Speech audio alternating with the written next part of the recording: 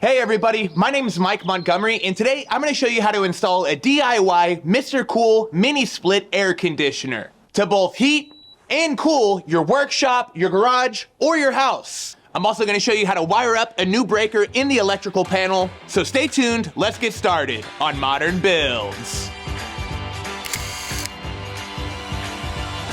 The mini split I'm installing is an 18K or 1.5 ton unit, and before I can place the condenser, I need to build a concrete pad for it. Now you could also just use concrete blocks or a polymer pad, but in my opinion, this looks best. Here, you see me pre-drilling all of my 2x4s after cutting them to length with an 1/8 inch bit, and then I used 2.5 inch long construction screws to attach all of my pieces together, making sure everything was super square. Once I found where I wanted to put my frame, I dug out a portion of the lawn and I made sure to flatten everything out. To make sure that my frame was square to the building, I measured off of the exterior wall and I placed stakes in the ground as positive stops. After that, I came back with some sand to flatten and level everything out as perfect as I could get it, and then I screwed everything in place, the frame to the stakes. In general, you want to make sure that the pad extends past the feet of the condenser about 4 inches on every side. An extra step to prevent cracking is adding a rebar grid to the middle of your concrete during your pour. I made mine out of 1/2 inch rebar, and I used rebar tie wire to twist all of my pieces together. There's no need for specialty concrete for a project like this. I'm using the most basic Quikrete that you can get. I mixed up 1 bag and got it to the consistency that I like, which is basically a thick pancake batter, and then I did a second because I know I'm gonna need at least that much. It was a little too heavy to lift and dump the whole pail at first, so I shoveled quite a bit of the concrete in place, and I made sure to work it into all of the corners with my hand before adding my rebar grid and then mixing up a 3rd batch of concrete so that I could fill up the rest of my 2x4 frame. I also used a jigsaw to trim the wooden stakes flush with the top of the 2x4 frame. That way we can screed everything flat in our next step. Screeding is a simple process. You just want to make sure you've got a board with a straight edge and then use it going back and forth, pushing all of the excess concrete over the edge. After that, it's a good idea to knock out air bubbles before you come back with a trowel to smooth out the concrete. You can even round over the edges with an edge trowel. I knocked out my air bubbles after this, which I should have done before the troweling, and you can see them coming up. This vibration is good, but it did give me a sharp edge on my pad. Now, I'm not gonna lie, I poured this concrete pad a couple of months before I took it out of the frame, but you only need to wait overnight. I addressed the sharp edges by just using the side of my hammer to round them over a little bit. That way they don't hurt anybody. Looks awesome. Overall, I'm very happy with the outcome that I got, even though it's not perfect. And then I just got the weed whacker out a little bit to clean things up for filming. This DIY E-Star Series 18K condenser from Mr. Cool is super awesome. This one is a single zone unit, but they also sell multi-zone units where you can have multiple air handlers in multiple rooms. This is the pre-charged 25-foot line set. This being pre-charged is what makes this whole process DIY-able. Oh yeah, looks great. I'm gonna put it on our concrete pad. That way I can mark the locations of where I wanna drill holes and attach anchors. That way this is connected to the concrete pad. I'd recommend 2 inch long, 3/16 inch Tapcon screws. Now you'll wanna use a Tapcon drill bit that's made to go through concrete, mortar, and brick, stuff like that. You also probably noticed I put those rubber pads underneath the feet to prevent vibration. I like these Tapcon screws because you don't need to put a plastic anchor in. They grab the material instead. All right, this is locked down, so now let's head into the shop where we're gonna start installing the air handler. And right away, I do want to apologize for the mess. I've got a lot of stuff that's gonna be installed in the house getting stored out here. There was this really thin chipboard on the wall that was used for storing extension cords or something before I bought the place. It was on there pretty good, but I got it out along with those nails. And now it's time to unbox our 18K air handler from Mr. Cool. And note that it comes shipped with the bracket attached to the back of the air handler. But before we can throw it on the wall, I cut a piece of 3/4 inch plywood that I'm gonna attach to these 2x8s. That way we've got a sturdy structure to attach the air handler to. If you're in a situation where you've got drywall over framing, it's important that you find the 2x4 stud behind the wall and you screw your bracket into that. What I've got though is very sturdy. I'm very happy with it. Inside of your box, you should have a cardboard template that not only shows the location of the bracket, but also the porthole that we're gonna need to create to feed the condenser lines from the air handler outside, along with the power cable. For now, I just marked that with a pilot bit. Next, I removed the bracket from the air handler, that way we could screw it onto the wall. I made sure I had a level with me, that way I screwed into the pilot holes, but made sure that it was as straight and square as possible. To create the port through the wall, the directions called for a 3.5-inch hole saw. And I'm going at a slightly downward angle. You can see that I've dug in deeper here at the top compared to the bottom. It's important that the drain hose slopes down through the porthole, that way gravity works on our side. Nailed it! This plastic sleeve goes through the wall, that way we don't damage any of our lines, and it keeps things airtight. I marked the length that I wanted to cut it with a pencil, and then just used a reciprocating saw to make that happen. If I was smarter, I would have made sure that this entire porthole didn't line up in a bad spot with my metal siding on the exterior of the shop, but you can see that I had to trim a little bit off to make it sit flat. This is all okay because I'm siliconing this piece in, that way it's airtight, watertight, and it's not gonna move on me. And FYI, Mineral Spirits is the best product to clean silicone caulk. Inside of our air handler, we've got 2 copper refrigerant lines that are insulated. We're gonna bend these 2 lines to a 90-degree angle, making sure to support it here where it's already bent. After that, I wrapped the whole thing with the drain on the bottom with UV-resistant, non-adhesive tape. First, I needed to get the power cable through since it's pretty long. But once it was, I could put that refrigerant line and drain combo through our port. I locked the top of the unit into the bracket and then pivoted the bottom in place. Awesome, this worked great. Let's head back outside. It's important to support the bottom of the pipe as we bend it. Let's just go for it. And by supporting the bend, I mean putting my finger there underneath it so that it's less likely to kink. This sealing putty comes with the kit, and it's there just to prevent any air gaps through that port that we created. You could also use a line set cover to clean everything up just for looks. This is a pre-charged line set, and it's what makes this whole Mr. Cole unit a DIY-able installation. Typically, you would need to hire an AC pro to come out to size, cut, and solder all of your copper fittings. And then afterwards, they would charge the system with refrigerant. But this line set is pre-charged with that refrigerant, which makes it to where we're able to do this install ourselves. I'm only gonna uncoil the amount that I need, and I'll leave the excess in the reel. The colored caps on the ends of the fittings indicate which piece connects to which. You'll also notice that one of the tubes is thicker than the other, and you want the thick tube to connect to the thick one and the thin refrigerant line to the other. And I used 2 adjustable wrenches to tighten everything down, but I did not torque them crazy. The same goes for the connections at the condenser. Line up the same colored fittings and then tighten them down tight, but not too much because that's a bad thing. Inside of these caps is the release valve for each of the refrigerant lines. You want to open these up all of the way before putting the cover back on. Then, check for leaks with soap and water in a spray bottle. No bubbles. That's good news. No bubbles up here either. Awesome. This is the drain hose. I'm just going to connect it down and then cut it to length. I accidentally forgot to click record on my camera installing the noise reduction pad. Now we'll get this insulated. I wrapped these lines with a weatherproof electrical tape, but I'm curious to the pros in the comments, what do you guys use? The line set that I used is 25 feet long, and I really only used about 8 feet of it.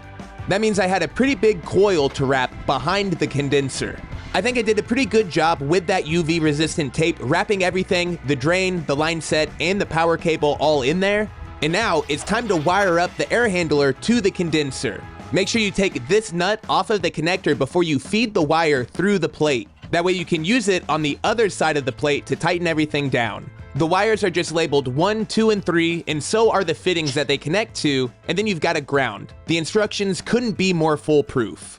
We're making great progress. The air handler and the condenser are connected, and now we've got to get power from the breaker in the shop out to here so that we can connect the unit. And the nice people over at Mr. Cool requested that I mention that this work in the electrical panel is not exactly a DIY project. Electrical work should be done by professionals. The only reason I feel comfortable doing it is because I've got my buddy Andy helping me out, who is a certified electrician, keeping an eye on everything, making sure that I do it right. But I am going to show you what I did, and thanks to Mr. Cool for letting me keep this footage in here. It's a step in the process. A lot of the other instructionals I see get glossed over or not included, so let's get after it. Oh, and by the way, brand new electrical panel on the outside of the house instead of in the bathroom where we're putting a shower.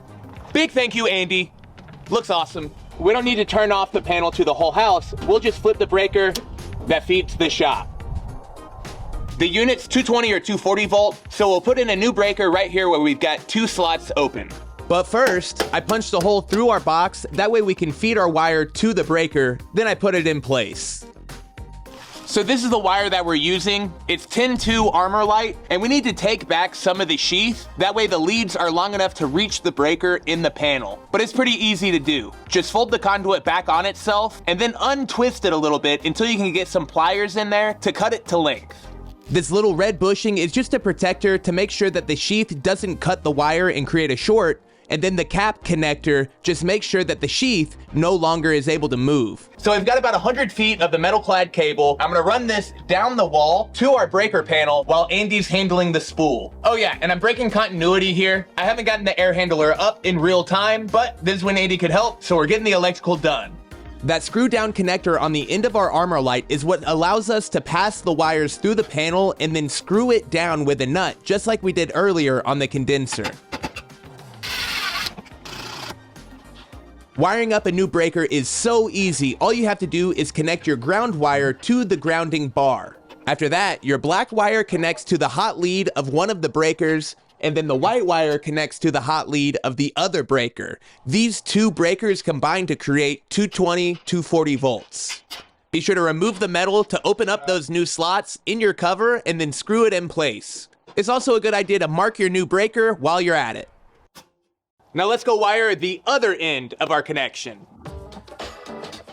In between our breaker panel inside and the condenser out here, we need to install what's called a disconnect. It's basically an emergency on-off switch. The wires from the armor light are going to pass through the hole that we're punching out right now, and I'm mounting it on the side of the shop using sheet metal screws.